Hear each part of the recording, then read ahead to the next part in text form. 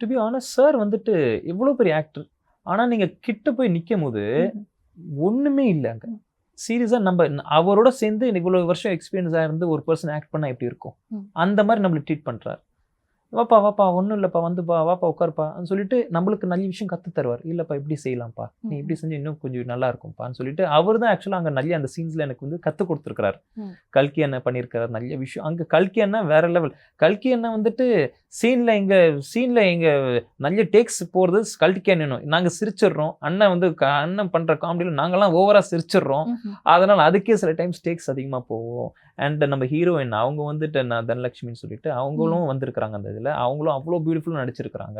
நல்ல விஷயம் என்கிட்ட சொல்லி பண்ணி இப்படி நம்ம செஞ்சால் நல்லா இருக்கும்னு சொல்லிட்டு நாங்கள் 2 பேரும் இன்ட்ராக்ட் பண்ணிட்டு அப்புறம் நாங்கள் ஒரு சீனுக்குள்ளே போவோம். ஸோ அந்த மாதிரி ஒரு விஷயமும் நடந்திருக்குது. டே 1லேருந்துட்டு ஃபர்ஸ்ட் டே 1 தான் எனக்கு. ஃபர்ஸ்ட் டே 1 வந்து எங்கள் ஷூட்டிங் வந்து கோயிலில் நடத்தியிருந்தோம். குலதெய்வம் கோயிலில் அங்கே நடத்தியிருந்தோம். அது ஒரு மெமரபிள். பிகாஸ் அங்கே ஒரு பியூட்டிஃபுல்லான ஒரு இடம் இருந்துச்சு. அங்கே தான் நாங்கள் ஃபர்ஸ்ட் ஷூட்டே நாங்கள் பண்ணோம். ஷூட் பண்ணும்போது நாங்கள் உட்கார வச்சிட்டோம் ஒரு இதில்.